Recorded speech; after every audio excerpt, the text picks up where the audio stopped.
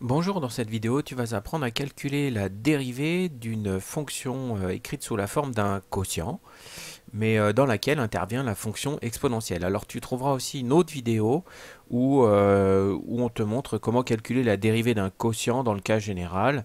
Là aujourd'hui, il va y avoir dans notre quotient, au numérateur ou au dénominateur, la fonction exponentielle. Alors, premier exemple, f est la fonction définie sur R par f de x égale exponentielle x que divise x au carré plus 1. Donc dans un premier temps, on te demande de justifier que la fonction f est dérivable sur R, et puis ensuite, tu vas devoir exprimer f' de x en fonction de x, parce que peut-être dans une question ultérieure, il faudrait étudier les variations de la fonction f. Alors, déjà, la première chose à faire, la première étape que tu dois franchir, c'est te poser la question, mais comment est construite ma fonction? Quelle est sa structure? Quelle est la structure de l'expression exponentielle x que divise x au carré plus 1? Alors ça, c'est ce qu'on appelle un quotient. Là, exponentielle x, c'est le numérateur, et puis x au carré plus 1, c'est le dénominateur. Alors ça tombe très bien, puisque dans ton cours, tu as une propriété qui te dit que si u et v sont deux fonctions dérivables sur un intervalle i, et si, quel que soit le nombre x de cet intervalle i, v de x est différent de 0, alors la fonction quotient u sur v, qui a x associe u de x sur v de x, est dérivable sur i. Alors nous, on va utiliser cette propriété déjà parce qu'elle va nous aider à démontrer que ta fonction f, là, elle est dérivable sur R. Effectivement, f, c'est le quotient de deux fonctions. Alors, la fonction qu'on va appeler u de x, ça va être exponentielle x. Voilà, ça va être le numérateur. Et la fonction qu'on va appeler v, dans cet exemple, ça va être x au carré plus 1, c'est une fonction du second degré. Alors, en tout cas, elles ont toutes les deux une qualité, c'est que la fonction exponentielle et la fonction du second degré qui est ici, elles sont dérivables toutes les deux sur R. Eh bien, donc déjà, la première condition d'application de cette propriété est remplie. Mais il faut que tu vérifies une autre chose, il faut que tu vérifies que le dénominateur, c'est-à-dire que v de x, est différent de 0, quel que soit x appartenant à R. Alors on va regarder ça. Quel que soit le nombre x, le nombre réel x, v de x égale x au carré plus 1, c'est strictement positif. Pourquoi c'est strictement positif? Eh bien parce que pour tout nombre réel x, déjà, son carré est positif ou nul. Donc son carré plus 1, ça sera un nombre strictement positif, et donc ça sera un nombre différent de 0. V de x sera strictement positif, quel que soit x, quel que soit le nombre réel x, donc il sera différent de 0 puisqu'il sera strictement positif. Et donc voilà, la deuxième condition d'application de cette propriété est réunie et vérifiée. Et donc, tu peux en conclure que la fonction f, puisque tu as dit que c'était le quotient de ces deux fonctions, et bien d'après cette propriété, la fonction f est bien dérivable sur quel intervalle? Eh bien sur R. Voilà, la question A est terminée. Alors tu peux passer à la question B. Parce que c'est pas tout. Ta propriété du cours, elle te dit aussi comment calculer la dérivée de ce quotient, la dérivée de la fonction f. Alors pour ça, il faut que tu prépares ton plan de travail, si j'ose dire, de façon propre et nette. Donc tu écris, tu rappelles, u de x c'est exponentielle x, u' de x, tu le calcules. Quelle est la dérivée de la fonction exponentielle? Eh bien, c'est elle-même. Donc, u' de x égale exponentielle x. V de x, ce que tu as appelé V de x, c'était x au carré plus 1. Donc, tu te le remets sous les yeux. Et puis, tu calcules sa dérivée puisque tu vas en avoir besoin.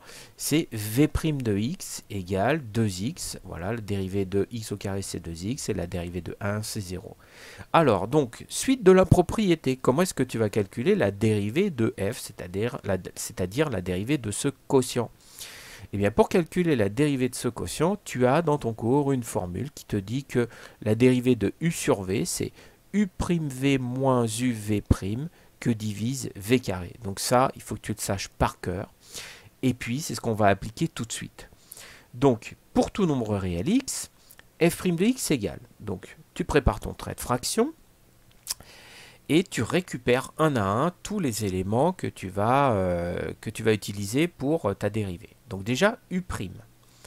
U' de x, tu le mets là. Ensuite fois v. Donc v, tu le récupères et tu le mets entre parenthèses, c'est x au carré plus 1. D'accord? Ensuite, moins u, eh bien u tu le connais, c'est exponentielle de x, fois v', alors v' tu l'as mis ici, c'est 2x, voilà. Et tout ça, ce numérateur, enfin le dénominateur, pardon, ça va être v de x au carré. Donc v de x, tu le prends, il est ici, mais tu le mets au carré. Surtout, tu n'oublies pas de le mettre au carré. Voilà. Alors tu pourrais laisser en l'état, hein, voilà, c'est fini. En fait, voici l'expression, enfin plutôt une expression de la fonction f' de x, de la dérivée de la fonction f. Moi, je te conseille quand même de factoriser quand tu peux, puisque après, il faut toujours prévoir qu'on va te demander d'étudier les variations de la fonction. Et puis pour étudier les variations de la fonction, bien, il va falloir que tu passes par l'étude du signe de f' de x. Et ça sera plus facile d'étudier le signe de f' de x si ton f' de x est déjà factorisé. Alors, pour le factoriser, bah, tu vas te demander comment est construit ton f' de x. Alors, c'est surtout le numérateur qui est intéressant, parce que en fait, il est composé de deux blocs. Enfin, on va dire ça de façon un peu plus savante. Ton numérateur, c'est une somme. C'est la somme de deux termes. C'est la somme de exponentielle x facteur de x au carré plus 1 et de moins exponentielle x fois 2x. Et quand tu regardes bien, dans les deux termes de cette somme, là, au numérateur, tu vois qu'il y a un facteur commun. Et ce facteur commun, il est extrêmement visible, c'est exponentielle x, il est écrit en bleu. Donc, tu vas factoriser ton numérateur. Ton dénominateur, tu n'y touches pas, il est très très bien, puisque c'est un carré, c'est le carré de x au carré plus 1. Donc, tu sais déjà que ça sera positif. Donc, lui, tu n'interviens pas dessus, surtout, tu ne le développes pas, ça serait pas contre-productif, mais ça serait plutôt une perte de temps. Alors, tu factorises ton numérateur. Quel est le facteur commun du numérateur? C'est exponentielle x. Tu l'écris. Tu ouvres une parenthèse et après tu expliques exponentielle x, il multiplie quoi? Alors regarde, dans ton premier terme, exponentielle x multiplie x au carré plus 1. Donc tu l'écris. Dans ton deuxième terme, exponentielle x, il multiplie quoi? Il multiplie moins 2x. Donc tu l'écris. Et au dénominateur, tu réécris x au carré plus 1 sans le développer. D'accord? Alors, tu pourrais laisser comme ça, c'est très très bien. Mais alors, il se trouve que dans cet exemple particulier, eh bien, on peut encore aller un peu plus loin dans le processus de factorisation, puisque en rouge, au numérateur, x au carré plus 1 moins 2x, eh bien, il se trouve que c'est une identité remarquable. C'est le carré de x moins 1. Donc, on pourrait même écrire que f' de x est égal à exponentielle x facteur de x moins 1 au carré, que divise le carré de x au carré plus 1. Voilà. Donc là, on a été le plus loin possible dans l'expression de la dérivée de f et dans la factorisation de cette dérivée. D'accord? Alors, je vais te montrer un deuxième exemple. Alors, f est la fonction définie sur l'intervalle 0 plus l'infini par f de x égale 2x moins 3 sur exponentielle x moins 1, donc justifier que la fonction f est dérivable sur cet intervalle, 0 plus l'infini, ouvert en 0, et encore une fois, exprimer f' de x en fonction de x. Donc c'est parti, déjà, premier travail, la structure. Quelle est la structure de f? Eh bien, quand tu regardes f, tu reconnais que c'est un quotient, son numérateur c'est 2x moins 3, et son dénominateur c'est exponentielle de x moins 1. Alors, on reprend exactement la même propriété que précédemment. Si u et v sont deux fonctions dérivables sur un intervalle i, et si quel que soit le nombre x réel de i, v de x est différent de 0, alors la fonction quotient u sur v est dérivable sur i. Donc c'est parti, oui, c'est vrai, f est le quotient de deux fonctions. Alors ce qu'on va appeler u, bah, c'est 2x moins 3, c'est une fonction affine. Donc u de x égale 2x moins 3. Et puis ce qu'on va appeler v de x, ça va être exponentielle de x moins 1. Alors déjà, première observation, ça c'est une fonction affine, u de x c'est une fonction affine, et v de x, eh bien c'est une fonction exponentielle, enfin pas exactement, c'est exponentielle de x moins 1. Elles sont toutes les deux dérivables sur l'intervalle 0 plus l'infini. Première remarque. Donc déjà, la première condition d'application de cette propriété est vérifiée. Alors maintenant, il faut que tu vérifies que quel que soit le nombre réel x de l'intervalle 0 plus l'infini, ton v de x est différent de 0, est non nul. Alors on va regarder ça. Quel que soit le nombre réel x strictement plus grand que 0. Donc pourquoi je dis ça? Bien parce que justement la fonction f est définie sur l'intervalle 0 plus l'infini. Donc ça veut dire que x est strictement plus grand que 0. Eh bien, d'après ton cours sur la fonction exponentielle, ça veut aussi dire que exponentielle de x est strictement supérieur à exponentielle de 0. Oui, mais tu te rappelles, exponentielle de 0, c'est égal à 1.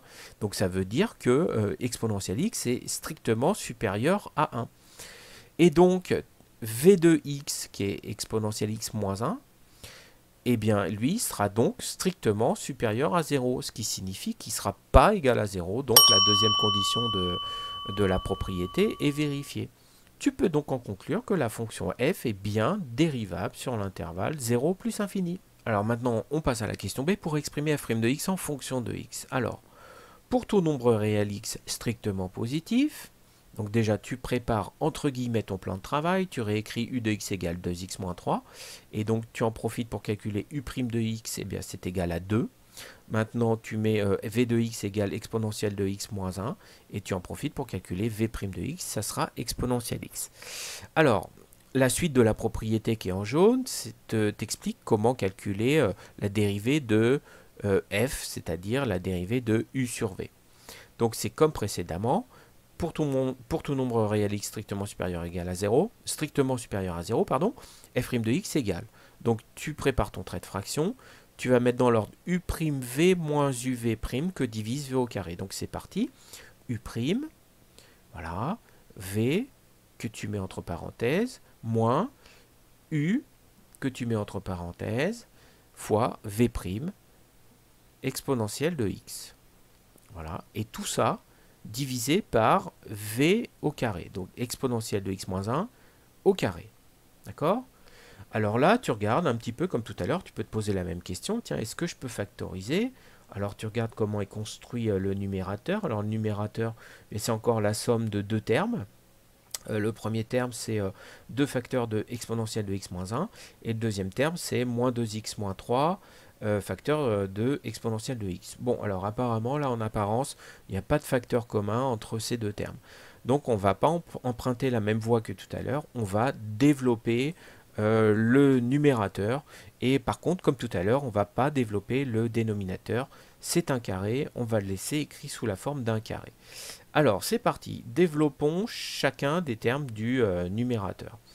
Alors, c'est pas très compliqué. 2 fois exponentielle x, 2 exponentielle x. 2 fois 1, 2.